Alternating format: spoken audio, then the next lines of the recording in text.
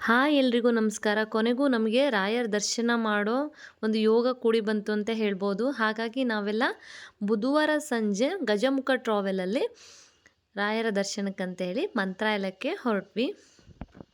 8 ಗಂಟೆಗೆ ಬಸ್ ಬಿಟ್ಟಿತ್ತು. ಹಾಗಾಗಿ ನಾವು ಮನೆಯಿಂದನೇ ಊಟ ಮಾಡಿ ಹೊರಟಿದ್ವಿ.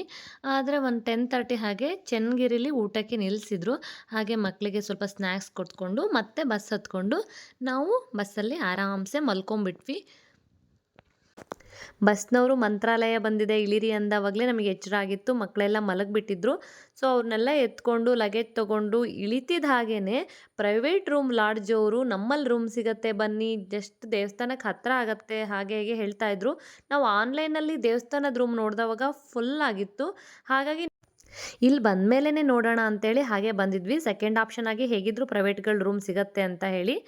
ಇಲ್ಲಿ ಬಂದಾಗ ಫುಲ್ ಆಗಿದೆ ಅಂತ ಹೇಳಿದರು. ಮಕ್ಕಳೆಲ್ಲ ಚಿಕ್ಕವರಿದ್ದಾರೆ ಅಂತ ಮತ್ತೆ ರಿಕ್ವೆಸ್ಟ್ ಮಾಡಿದ್ವಿ. ಹಾಗೆ ನಮಗೆ ಮೂಲರಾಮ್ ನಿಲಯದಲ್ಲಿ ಒಂದು ರೂಮನ್ನು ಕೊಟ್ಟಿದ್ದರು. 1000 ರುಪೀಸ್ ಏನೋ ಕಟ್ಸ್ಕೊಂಡ್ರು, ಬಟ್ ಬರುವಾಗ 500 ರುಪೀಸ್ ರಿಟರ್ನ್ ಮಾಡಿದರು. ನಾವು ರೂಮಿಗೆ ಬಂದ ಕೂಡಲೇ ರೆಸ್ಟ್ ಮಾಡಲಿಕ್ಕೇನು ಹೋಗಿಲ್ಲ. ಇವತ್ತು ಗುರುವಾರ ಬೇರೆ, ಸನ್ನಿಧಿಲಿ ತುಂಬ ರಶ್ ಇರುತ್ತೆ, ಕ್ಯೂ ಆಗಿಬಿಡುತ್ತೆ ಅಂತ ಹೇಳಿ ಬೇಗ ಬೇಗ ಒಬ್ಬೊಬ್ಬರಾಗೆ ಫ್ರೆಶ್ ಅಪ್ ಹಾಕ್ಕೊಂಡು ಬೇಗ ಸನ್ನಿಧಿ ಹೋಗಿ ಪೂಜೆ ಮುಗಿಸ್ಕೊಬಿಡೋಣ ಅಂತೇಳಿ ನಾವು ಹೊರಟ್ವಿ. ನಾನು ದೇವಸ್ಥಾನಕ್ಕೆ ಅಂತಲೇ ನನ್ನ ಸ್ಯಾರಿಯಿಂದ ಈ ರೀತಿಯಾಗಿ ಲೆಹೆಂಗಾ ಸ್ಟಿಚ್ ಮಾಡ್ಕೊಂಡಿದ್ದೆ. ಹೇಗೆ ಕಾಣಿಸ್ತಿದೆ ಅಂತ ಹೇಳಿ ನೋಡಿ. ಹೊರಗಡೆ ವ್ಯೂ ಎಷ್ಟು ಚೆನ್ನಾಗಿದೆ ರೂಮಿಂದು, ಮಾರ್ನಿಂಗ್ ವ್ಯೂ ಅಂತ ಹೇಳಿ. ಎಲ್ರೂ ಒಂದು ಚಿಕ್ಕ ಹುಡುಗಿ ಪಾಪ ತಿಲಕ ಇಡ್ತಾ ಇದ್ಲು. ಹಾಗಾಗಿ ನಾವು ಅವಳ ಹತ್ರನೇ, ದೊಡ್ಡವರೆಲ್ಲನೂ ಇದ್ದರು ಬಟ್ ಆ ಹುಡುಗಿ ಹತ್ರನೇ ಇಡ್ಸ್ಕೊಳ್ಳೋಣ ಅಂದ್ಕೊಂಡು ನಾವು 6 ಜನನೂ ಕೂಡ ಎಲ್ಲ ತಿಲಕನ ದೇವ್ರ ನಾಮನ ಹಾಕಿಸ್ಕೊಂಡು ದೇವಸ್ಥಾನದ ಕಡೆ ಹೊರಟ್ವಿ. ದೇವಸ್ಥಾನದ ಹೊರಗಡೆನೆ ಕೆಲವೊಬ್ಬರು ಪ್ರಸಾದ ಎಲ್ಲ ಮಾರ್ತಾ ಇರ್ತಾರೆ.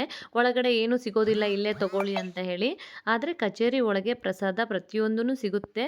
ಹಾಗೆ ಹೊರಗಡೆ ಗುರುವಾರ ನೀವು ಕರ್ಪೂರ, ಊದ್ಬತ್ತಿ ಈ ಥರ ಪೂಜೆ ಸಾಮಗ್ರಿ ಎಲ್ಲ ಇರುತ್ತೆ ಅಲ್ವಾ, ಅರಿಶಿನ ಕುಂಕುಮ ಎಲ್ಲ ದೇವ್ರಿಗೆ ಕೊಡಬೇಕು ಅಂತಲೂ ಹೇಳ್ತಾ ಇರ್ತಾರೆ.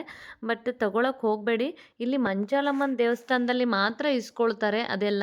ಒಳಗಡೆ ರಾಯರ ಗುಡಿಲಂತೂ ಏನು ಇಸ್ಕೊಳ್ಳಲ್ಲ, ಹೂ ಮಾತ್ರ ಇಸ್ಕೋತಾರೆ. ಹಾಗಾಗಿ ನೀವು ಒಳಗೆ ಹೋಗಬೇಕಾದ್ರೆ ಹೂ ಮಾತ್ರ ತೊಗೊಂಡು ಹೋಗಿ ದೇವರಿಗೆ ಇಸ್ಕೊಳ್ತಾರೆ. ಇಲ್ಲಿ ಮಂಚಾಲಮ್ಮನ ದೇವಸ್ಥಾನದಲ್ಲಿ ಮಾತ್ರ ಅರಿಶಿನ ಕುಂಕುಮ ಎಲ್ಲನೂ ಇಸ್ಕೋತಾರೆ. ಇಲ್ಲಿ ನಾವು ಪೂಜೆ ಸಾಮಗ್ರಿನೆಲ್ಲ ಕೊಡ್ಬೋದು. ಯಪ್ಪ, ಅವತ್ತು ಗುರುವಾರ ಬೇರೆ ಇತ್ತು. ದರ್ಶನಕ್ಕೆ ಎಷ್ಟು ಕ್ಯೂ ಇದೆಯಪ್ಪ ಅಂತ ಅನಿಸ್ತಿತ್ತು. ಆದರೆ ನಾವು ರಾಯರನ್ನ ಮನಸ್ಸಲ್ಲಿ ನೆನೆಸ್ಕೊಂಡು ಹೋಗ್ತಾ ಇದ್ದರೆ ಆ ಕ್ಯೂ ಹೋಗಿದ್ದೇ ಗೊತ್ತಾಗಿಲ್ಲ ಅಂತ ಹೇಳ್ಬೋದು. ಅಂದರೆ ಏನೋ ಒಂಥರ ಧನ್ಯತಾ ಭಾವ ಮತ್ತು ಕೂಲ್ ಅಂತ ಅನ್ನಿಸ್ತಾ ಇತ್ತು. ಮನಸ್ಸಿಗೆ ಏನೋ ಒಂಥರ ಪ್ರಶಾಂತತೆ ಅಂತ ಹೇಳಿ ನನಗೆ ನಿಜವಾಗ್ಲೂ ಅನ್ನಿಸ್ತು. ನೋಡಿ, ಆ ಹೊರಗಡೆ ಆ ವೈಬೇ ಆಗಿದೆ ದೇವಸ್ಥಾನದಲ್ವಾ. ನೋಡಿದ ತಕ್ಷಣ ಏನೋ ಒಂಥರ ಪ್ರಸನ್ನ ರೀತಿ ಭಾವನೆ ಆಗತ್ತೆ. ನಾವು ಪಾದ ಪೂಜೆ ಎಲ್ಲ ಮಾಡಿಸಿದ್ವಿ. ಇಲ್ಲಿ ಮಂತ್ರಾಕ್ಷತೆ ಎಲ್ಲ ಕೊಟ್ಟರು ಮತ್ತು ಕಲ್ಸಕ್ರೆನ ಪ್ರಸಾದವಾಗಿ ಕೊಟ್ಟರು. ಎಲ್ಲ ತಗೊಂಡು ನಾವು ಇಲ್ಲಿ ಬೃಂದಾವನ ತುಳಸಿ ಕಟ್ಟೆನ ಸುತ್ತರ್ಕೊಂಡು, ಇಲ್ಲೇ ದೇವಸ್ಥಾನದ ಒಳಗಡೆನೆ ನೋಡಿ ತುಳಸಿ ಎಷ್ಟಾಗಿ ಇದೆ ಅಲ್ವಾ. ಪ್ರತಿನಿತ್ಯ ಪೂಜೆಗೆ ಮೋಸ್ಟ್ಲಿ ತುಳಸಿ ಇಲ್ಲಿಂದ ಕೊಯ್ತಾರೆ ಅಂತ ಅನಿಸುತ್ತೆ. ತುಂಬ ಚೆನ್ನಾಗಾಗಿದೆ ತುಳಸಿ. ಹಾಗೆ ಅಲ್ಲಿ ನಾಗರ ಕಟ್ಟೆನೂ ಕೂಡ ಇತ್ತು. ಮೊನ್ನೆ ತಾನೇ ಪಂಚಮಿ ಮುಗ್ದಿರೋದ್ರಿಂದ ಅದ್ದೂರಿಯಾಗಿ ಪೂಜೆ ನಡೆದಿತ್ತು ಅನಿಸುತ್ತೆ. ಹಾಗೆ ನಾವು ಟಿಫನ್ ಎಲ್ಲ ಮಾಡಿಕೊಂಡು ಇಲ್ಲೇ ಒಂದು 5 ದೇವಸ್ಥಾನ ತೋರಿಸ್ಕೊಂಬರ್ತೀವಿ ಅಂತ ಹೇಳಿ ಆಟೋದವ್ರು ಹೇಳ್ತಾ ಇದ್ರು. ಪರ್ ಹೆಡ್ಡು 150 ಅಂತಿದ್ರು, ಕೆಲವೊಬ್ಬರು 100 ಅಂತ ಇದ್ದರು. ಹೀಗೆ ಒಂದೊಂದು ರೀತಿಯಾಗಿ ಹೇಳ್ತಾ ಇದ್ರು. ಬಟ್ ಫೈನಲ್ ಆಗಿ ನಾವು 100 ರುಪೀಸು ದೊಡ್ಡವ್ರಿಗೆ ಕೊಟ್ಬಿಟ್ಟು ಹೋದ್ವಿ. ಫಸ್ಟು ನಮಗೆ ಆಂಜನೇಯಂದು ಟೆಂಪಲ್ಗೆ ಕರ್ಕೊಂಡು ಹೋದರು. ಅದು ಕೂಡ ತುಂಬಾ ಚೆನ್ನಾಗಿತ್ತು. ಈ ಹೊರಗಡೆಯಿಂದನೇ ಆಂಜನೇಯಂದು ವಿಗ್ರಹ ದೊಡ್ಡದಾಗಿ ಕೆತ್ತಿದ್ದಾರೆ ಕಲ್ಲಿಂದು. ತುಂಬಾ ಚೆನ್ನಾಗಿತ್ತು. ಹೊರಗಡೆ ಆನೆಗಳು ಮಾಡಿರ್ಬೋದು. ದೇವಸ್ಥಾನ ತುಂಬಾ ಚೆನ್ನಾಗಿದೆ. ಆಂಜನೇಯ ನಮ್ಮ ಮನೆ ದೇವರಾಗಿರೋದ್ರಿಂದ ನಮಗೂ ಕೂಡ ಇಲ್ಲಿ ಬಂದರೂ ನಮ್ಮ ಮನೆ ದೇವರ ದರ್ಶನ ಸಿಕ್ತು ಅಂತ ಹೇಳಿ ತುಂಬಾ ಖುಷಿ ಆಯಿತು. ರಾಯರ ಸನ್ನಿಧಿಯಲ್ಲಿ ದರ್ಶನ ಎಲ್ಲ ಮುಗಿದ್ಮೇಲೆ ಎಲ್ಲರೂ ಕೂಡ ಇಲ್ಲಿ ಎಲ್ಲ ದೇವಸ್ಥಾನಗಳಿಗೂ ಬಂದು ಹೋಗ್ತಾರೆ. ಹಾಗೆ ನಾವು ಕೂಡ ಈ ದೇವಸ್ಥಾನಗಳಿಗೆ ಬಂದು ಹೋಗೋಣ ಅಂತ ಹೇಳಿ ನಾವು ಬಸ್ಸಲ್ಲೇ ಬಂದಿರೋದ್ರಿಂದ ಈ ರೀತಿ ಆಟೋದಲ್ಲಿ ವೆಹಿಕಲ್ ಮಾಡಿಕೊಂಡು ಬಂದ್ವಿ. ಗುರುವಾರ ಬೇರೆ ಇತ್ತು. ಸನ್ನಿಧಿಗೆ ಬಂದವರೆಲ್ಲ ಇಲ್ಲೂ ಬಂದಿರೋದ್ರಿಂದ ಈ ದೇವಸ್ಥಾನದಲ್ಲೂ ರಶ್ ಇದೆ ಅಂತ ಅನಿಸುತ್ತೆ, ಅಥವಾ ಡೈಲಿ ಹೀಗೆ ಇರುತ್ತೋ ನನಗೆ ಗೊತ್ತಿಲ್ಲ. ನೋಡಿ, ಆಟೋದಲ್ಲಿ ಕುತ್ಕೊಂಡಿದ್ದೀವಿ ನಾವು. ಈ ರೀತಿಯಾಗಿತ್ತು ಆಟೋ. ನಮ್ಮ ಸೈಡೆಲ್ಲ ಈ ರೀತಿ ಆಟೋಗಳಿರಲ್ಲ. ಈ ಆಟೋದ ಮೇಲೆ ಹೋಗೋದು ನಮಗೇನೋ ಒಂಥರ ಸ್ಪೆಷಲ್ ಫೀಲಿಂಗ್ ಕೊಡ್ತು ಅಂತ ಹೇಳ್ಬೋದು. ಹಾಗೆ ಮಕ್ಕಳು ಕೂಡ ಎಂಜಾಯ್ ಮಾಡಿದ್ರು. ನೋಡಿ ತುಂಗಭದ್ರಾ ನದಿಗೆ ಈ ರೀತಿಯಾಗಿ ಬ್ರಿಡ್ಜ್ ಕಟ್ಟಿದ್ದಾರೆ. ಎಂಥ ನೋಟ ಇದು, ವಿಹಂಗಮ ನೋಟ ಅಂತ ಅಂದರೆ ತುಂಬ ನದಿ ಪಕ್ಕದಲ್ಲಿ ಬ್ರಿಡ್ಜು ಎಷ್ಟು ಚೆನ್ನಾಗಿ ಕಾಣಿಸ್ತಾ ಇತ್ತು ಅಂದರೆ ನಾನು ಅದಕ್ಕೆ ಸ್ವಲ್ಪ ಕ್ಯಾಮ್ರಾದಲ್ಲಿ ಶೂಟ್ ಮಾಡಿಕೊಂಡೆ. ನಾವು ನೆಕ್ಸ್ಟು ಅಪಣಾಚಾರ್ಯರ ಮನೆಗೆ ಬಂದ್ವಿ. ಅಪಣಾಚಾರ್ಯರು ಯಾರು ಅಂದರೆ ರಾಯರದ್ದು ಗುರುಗಳು. ರಾಯರು ಇಲ್ಲೇ ಇದ್ರಂತೆ. ಇಲ್ಲಿ ಒಂದು ಹುತ್ತ ಇತ್ತಂತೆ, ಅದರೊಳಗೆ ಒಂದು ಕಠೋರವಾದ ಸರ್ಪ ಇತ್ತಂತೆ. ಕರಿನಾಗರ ಅಂತ ಹೇಳ್ತೀವಲ್ವ, ಆ ರೀತಿಯಾದಂಥ ಒಂದು ಸರ್ಪ ಇತ್ತಂತೆ. ಹಾಗಾಗಿ ಇದರಿಂದ ಮತ್ತೆ ಯಾರಿಗೂ ತೊಂದರೆ ಆಗೋದು ಬೇಡ ಅಂತ ಸ್ವತಃ ರಾಯರೇ ಅದನ್ನು ಓಡಿಸ್ಬಿಟ್ಟು ಅದಕ್ಕೊಂದು ಸ್ಥಾನವನ್ನು ಇಲ್ಲಿ ಕಲ್ಪಿಸಿಕೊಟ್ರಂತೆ.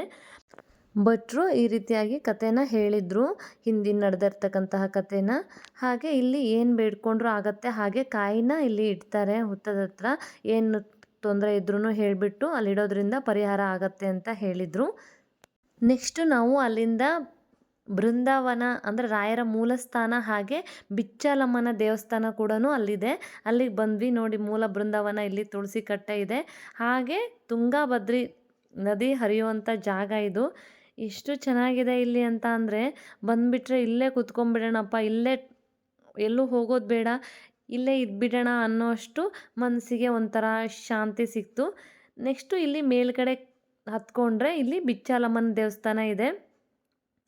ಬಾಳೆಹಣ್ಣು ಮತ್ತು ಬೆಲ್ಲದಲ್ಲಿ ಕಟ್ಟಿದ್ದು ಅಂತ ಹೇಳಿ ಅಲ್ಲೇ ಬೋರ್ಡಲ್ಲಿ ಹಾಕ್ಕೊಂಡಿತ್ತು. ಆ ದೇವಸ್ಥಾನ ಇದೆಯಲ್ಲ ಬಿಚ್ಚಾಲಮ್ಮನ ದೇವಸ್ಥಾನ, ಅದು ಬಾಳೆಹಣ್ಣು ಮತ್ತು ಬೆಲ್ಲದಲ್ಲಿ ಕಟ್ಟಿದ್ದಂತೆ. ತುಂಬಾ ಚೆನ್ನಾಗಿತ್ತು. ನಾವು ಕೂಡ ಅಲ್ಲೂ ನೋಡಿಕೊಂಡು ನೆಕ್ಸ್ಟ್ ನಾವು ಪಂಚಮುಖಿ ಹನುಮಾನ್ ದೇವಸ್ಥಾನಕ್ಕೆ ಬಂದ್ವಿ. ಇಲ್ಲಿ ನೋಡಿ ಎಷ್ಟು ರಶ್ ಇತ್ತು ಅಂತ ಅಂದರೆ ದೇವಸ್ಥಾನದಲ್ಲಿ. ನಮಗೆ ಆಟೋದವರು ಸ್ಪೆಷಲ್ ಎಂಟ್ರಿ ಹೋಗಿಬಿಡಿ, ತುಂಬ ರಶ್ ಇರುತ್ತೆ, ಅದು ಗುರುವಾರ ಬೇರೆ ಅಂತ ಹೇಳಿದರು. ನನಗೆ ಯಾವಾಗಲೂ ಕೂಡ ಇದೊಂದು ಥಿಂಗ್ ಇಷ್ಟ ಆಗದೆ ಇರೋದು ದೇವಸ್ಥಾನದಲ್ಲಿ, ಎಲ್ಲರೂ ಕೂಡ ಮಾಮೂಲಿ ಜನರಲ್ ಲೈನಲ್ಲೇ ಹೋಗಬೇಕು ಅಲ್ವಾ. ಇದೇನು ಸ್ಪೆಷಲ್ ಎಂಟ್ರಿ ಮತ್ತು ದೇವ್ರನ್ನ ಬೇಗ ನೋಡೋದು, ಅದು ನನಗೆ ಆ ಕಸ್ಟಮ್ ನಿಜವಾಗ್ಲೂ ಇಷ್ಟ ಆಗಲ್ಲ. ಸ್ವಲ್ಪ ಲೇಟ್ ಆದ್ರೂ ಪರವಾಗಿಲ್ಲ, ನಾವು ಅವರು ವೆಯ್ಟ್ ಮಾಡ್ತಾರೆ, ಇಲ್ಲ ಬೇರೆ ಆಟೋದಲ್ಲಿ ಹೋದರೆ ಆಯಿತು ಅಂತ ಹೇಳಿಕೊಂಡು ನಾವು ನಾರ್ಮಲ್ ಕ್ಯೂನಲ್ಲೇ ಹೋದ್ವಿ.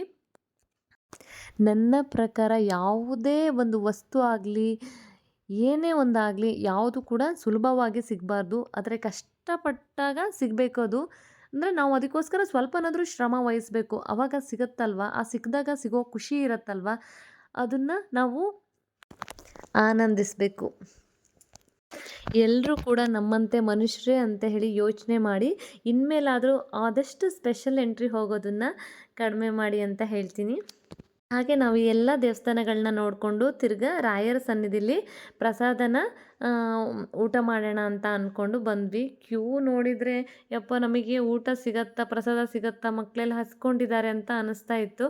ಆದರೆ ಅದು ಸಾಗಿದ್ದೇ ಗೊತ್ತಾಗಿಲ್ಲ. ಒಂದು 20 ನಿಮಿಷದಲ್ಲೆಲ್ಲ ಆ ರಶ್ಶು ಕ್ಯೂ ಸಾಗ್ಬಿಡ್ತು. ನಮಗೆ ಒಳ್ಳೆ ಪ್ರಸಾದನ ಊಟ ಮಾಡ್ಕೊಂಡು ಬಂದ್ವಿ. ತುಂಬಾ ಖುಷಿ ಆಯಿತು. ಅಷ್ಟೊತ್ತಿಗಾಗಲೇ 2:00 ಆಗೋಗಿತ್ತು.